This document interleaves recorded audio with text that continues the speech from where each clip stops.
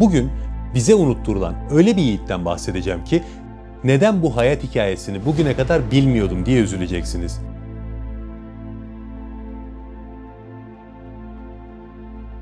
Birçoğunuz bilmiyordu. Çünkü kasıtlı olarak unutturuldu. Unutturarak bizi köklerimizden koparmaya çalıştılar. Ve bu serinin adı bu yüzden Kökler. Kesip atılan köklerimizle yeniden bir bağ kurmaya çalışacağız bu seride. Bugün konumuz Sultan Ali Dinar. Sultan Ali Dinar, 19. yüzyılın sonunda Darfur Sultanlığı'nı yeniden kuran ve İngilizlere meydan okuyan yiğit bir sultandı. Osmanlı'dan gelen halifenin cihat çağrısına hemen uyarak İngilizlere karşı savaş başlatan ve son ana kadar mücadeleden hiç vazgeçmeyen bir isim. Onun mücadelesi sayesinde Sudan milli kimliği ortaya çıktı. Ayrıca burada şaşıracağınız bir bilgiyi vererek videoya başlayalım. 1950'lere kadar Sudan'da hutbelerde hala Osmanlı halifesinin isminin anıldığını biliyor muydunuz? Bilmiyorsanız sebebini bugün öğreneceksiniz.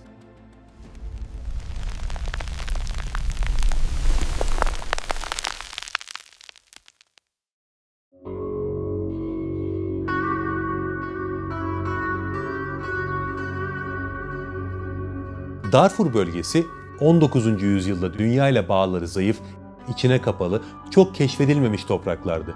Belli kısımlarda sulak vadiler vardı. Buralar verimli topraklardı. Ama bölgenin geneline baktığımızda ciddi bir kuraklık hakimdi. Burada nüfusu siyahi ve Arap kabileleri oluşturuyordu. Bu bölgede Afrika'nın neredeyse tamamında olduğu gibi kabilelerin hakimiyetleri vardı. Mesela 19. yüzyılda Darfur Sultanlığı'nın batısında savaşçı bir kabile olan Masalit kabilesi vardı. Kuzeydoğu ve Güneydoğu bölgelerinde ise Daju ve Tuncur kabileleri yaşıyordu. Batıda ise Kimr kabilesi vardı. Bunlar genellikle ana dili Arapça olan kabilelerdi. Tabi bölgedeki bütün kabileler yerleşik hayata geçmiş değildi. Ülkenin her tarafında göçebe kabileler de vardı. Tarih boyunca Darfur bölgesini bu bahsettiğimiz kabileler farklı dönemlerde yönettiler. Son olarak 17. yüzyılda Fur Hanedanı bölgede hakimiyet kurdu. Zaten Darfur, Fur halkının yurdu anlamına geliyor. Ali Dinar da bu hanedanın üyelerinden biriydi. Darfur'un meşhur sultanı Muhammed el Fadl'ın torunuydu. 19. yüzyılın sonlarında Sudan'da Mehdi hareketi ortaya çıkmıştı. Bu hareket önce Osmanlı'ya ve Mısır'a karşı bir ayaklanmaydı. Sonra İngilizler Mısır'da hakimiyet kurunca İngilizlere karşı bir harekete dönüşmeye başladı. Bu yüzden de İngilizler Mehdi hareketini bitirmek için bir harekat başlattılar ve 1898 yılında Sudan'ı ele geçirdiler. Bu dönemde Ali Dinar Mehdi hareketine uzak duruyordu ve adamlarıyla Omdurman şehrinde yaşıyordu. Bu şehir İngilizler tarafından işgal edilince yakın adamlarıyla birlikte Darfur'a doğru yola çıktı. İngilizler bundan çok rahatsız oldular ve diğer hanedan üyesi olan İbrahim Ali'yi rakip olarak bölgeye yolladılar. Ama Ali Dinar yolda ciddi bir taraftar topladı. Başkent El Faşir'e ulaştıklarında asker sayısı 2000'i bulmuştu. O dönem için fazla bir rakam. Yerel yöneticiler de o dönem bu orduya karşı koyamayacaklarını bildikleri için şehri Ali Dinar'a teslim ettiler. Ve aynı yıl Ali Dinar'ın kuvvetleri İbrahim Ali'nin ordusunu bozguna uğrattı. Bu şekilde Sultan Ali Dinar Darfur Sultanlığı'nı yeniden kurmuş oldu. İngilizler bu hareketle başa çıkmanın zor olduğunu anlayınca Ali Dinar'la uzlaşmaya çalıştılar. Ama onu sultan olarak değil de emir olarak tanımayı kabul ettiler. Karşılığında da Ali Dinar'ın Darfur'da İngiliz hakimiyetini teslim eden bir bayrak dikmesini ve vergi ödemesini talep ettiler. Ali Dinar sadece vergi şartını kabul etti. O dönem güçlenmek için İngilizlerle anlaşmış gibi görünmek zorundaydı. Bu yüzden İngilizlerle iyi geçiniyordu. Ama İngilizler ona hiçbir dönemde güvenmediler. Çünkü onlarla iyi geçinirken bir yandan da hakimiyetini genişletiyordu. Ali Dinar'ın hakimiyetini ve gücünü genişletmek için yapması gereken şey bölgedeki kabileleri kontrolü altına almasıydı. Çünkü kendi kontrolünde olmayan kabilelerin İngilizlerle olası bir çatışmada ne yapacağını kestirmesi mümkün değildi. Özellikle bazı göçebe kabileler Darfur bölgesine saldırılar düzenliyorlardı. Ama Ali Dinar'ın kuvvetleri karşılık verince de İngiliz bölgesine kaçıyorlardı. Tabii o bölgeye kaçtıklarında müdahale edilemiyordu. Bu kovalamaca devam ederken Ali Dinar sorunu sözde müttefik oldukları İngilizlerle çözmeye çalışıyordu. Ama karşılık bulamıyordu. İngilizler ona hiçbir şekilde destek de vermiyorlardı. Buna rağmen Sultan Ali Dinar'ın kuvvetleri çarpışa çarpışa kabileleri bir bir ele geçirdiler ve kontrol altına aldılar.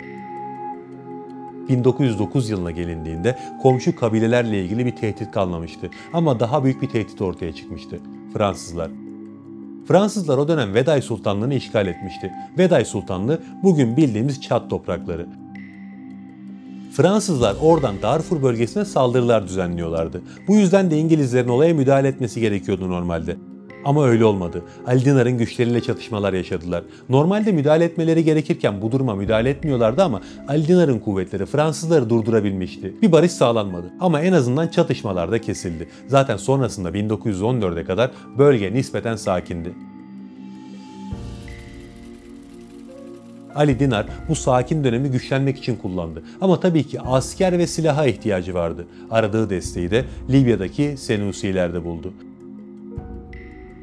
Senusiler Osmanlı ile bağlantı kurabildikleri için daha güçlülerdi ve Sultan Ali Dinar'a binlerce silah ve mühimmat desteği verdiler. Ali Dinar da onlara karşılığında fil dişi gibi farklı ürünler gönderiyordu. Tabi buradaki bir ticari ilişki değil, ciddi bir kardeşlik ilişkisiydi. Aralarındaki mektuplardan bu anlaşılıyordu. Senusilerle Ali Dinar arasındaki bu ilişki bölgede özellikle Fransız kuvvetlerine ciddi darbeler vurdu.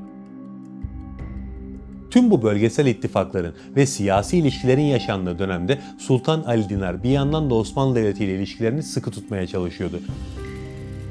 Çünkü Ali Dinar halifeye bağlı bir isimdi. 2. Abdülhamit Han döneminde Osmanlı ile irtibat kurdu. Afrikalı hükümdarlar genellikle dinlerine bağlı olurlardı. Ali Dinar da böyle bir sultandı. Ve Şeyh Semavi'yi Osmanlı'ya elçi olarak yolladı. Osmanlı Devleti'nden ülkesine Osmanlı sancakları göndermesini istedi. Bu şekilde Osmanlı Devleti'ne ve halifeye bağlılığını gösterdi. Emperyalist güçlere de bir mesaj veriyordu. Ülkesinde genel olarak Osmanlı parasını kullandı. 1908'den sonra az miktarda kendi parasını da bastırdı. Ama onun üzerinde de Osmanlı motifleri dikkat çekiyordu. Tüm bunlar yaşanırken bir yandan da 1. Dünya Savaşı başlamıştı. Dünyanın büyük bir bölümü yangın yerine döndü. Osmanlı Devleti savaşın bir tarafıydı ve halife dünyaya büyük bir cihat çağrısı yayınladı. Bu çağrı İngilizleri iki bölgede korkutuyordu.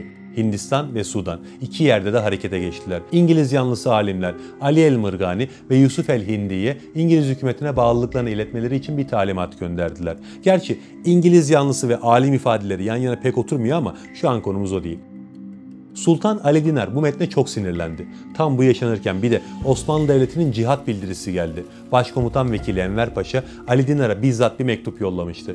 Mektupta Osmanlı'ya yapılan saldırıları anlattı ve cihadın ve halifeye bağlılığın öneminden bahsetti. Ali Dinar zaten tabi olmak için bir çağrı bekliyordu ve cevaben şunları yazdı. Halife Hazretlerine bunu bildirmek isterim ki İslam Sultanı Hazretleri ile kafir ve zındık olan İngilizler ve Fransızlar ve onların müttefikleri arasında savaş başlar başlamaz Allah ve İslam için kafirle ilişkileri kestim ve onlara düşman kabul ederek savaş açtım. Daha sonra Ali Dinar Cuma hutbesinde halka halifenin selamını iletip savaş hakkında bilgilendirme yaptı. Bu şekilde harekete geçti. Öncelikle Hartum'daki İngiliz yönetimine sert bir mektup yazdı ve artık vergi vermeyeceğini bildirdi. Mektupta İngiliz valisine cehennemin valisi diye hitap ederek başlayıp şunları yazdı. Allah'tan başka ilah yoktur. Hazreti Muhammed Resulümdür. Dinim İslam'dır. Pusulam Kur'an-ı Kerim, yolum sünnet, inananlarsa kardeşimdir. Bize saldırmak isteyenlere direneceğiz. Bu sözlerim size kafidir. Bu mektuba rağmen İngiliz hükümeti Ali Dinar'a bize bağlı kalırsan sorun çıkmayacak diye cevap verdiler. Yani vergi vermesen de bize bağlı kalman yeterli demiş oldular. Ama artık ok yaydan çıkmıştı. Ve ortada bir gerçek vardı ki Ali Dinar'ın ordusunun ciddi bir silah desteğine ihtiyacı vardı. Çünkü İngiliz kuvvetlerinin her tür silah ve teçhizatı varken Ali Dinar'ın ordusunun ciddi bir kısmı hala mızrak ve oklarla savaşmaya çalışıyordu.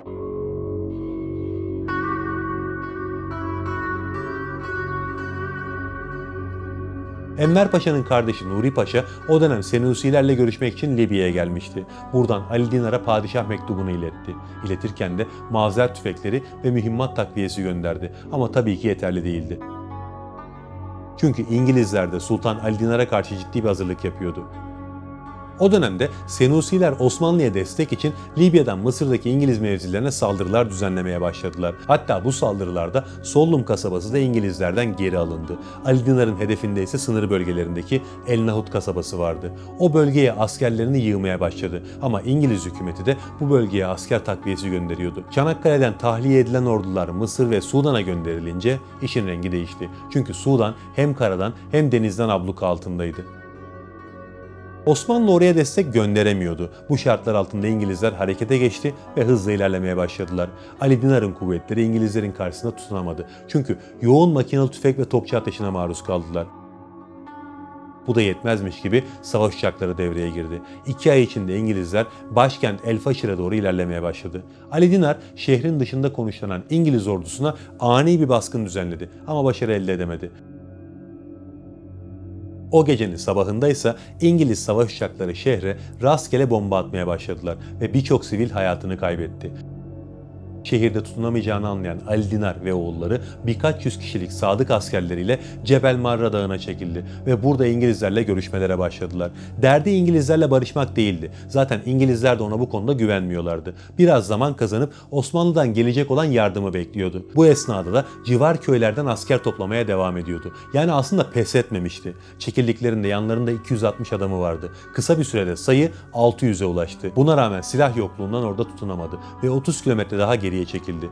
İngilizler Ali Dinar'ın Senusilerle buluşmasını engellemek için büyük bir harekat planlıyorlardı ve Ali Dinar'ın bulunduğu yeri öğrendiklerinde harekete geçtiler. Ordugahı basılan Ali Dinar burada başından vurulmuş şekilde şehit oldu. Fırtına gibi bir hayat yaşadı. Aslanlar gibi mücadele etti. Unutulmaması gereken bir şey var ki İngilizlerin sayısız tüfek, mühimmat, mitralyöz, top ve uçağı vardı. Ali Dinar'ın ordusunun tamamında tüfek bile yoktu. Ordunun büyük kısmı mızrakla, okla, kılıçla savaştı. Osmanlı şartları zorlasa da bölgeye destek ulaştıramadı. Tüm bunlar bir araya gelince ortaya böyle bir tablo çıktı. Bugün Sudan'da büyük bir trajedi yaşanıyor ve Türkiye orada elinden geleni yapıyor. Sultan Ali Dinar'ın hayatını tam da böyle bir dönemde işlemek istedim. Çünkü bizim Sudan için bugün yaptığımızdan çok daha fazlasını yapmamız gerekiyor. Bizim oraya bir vefa borcumuz var ve biz bugüne kadar hiçbir yere borçlu kalmadık.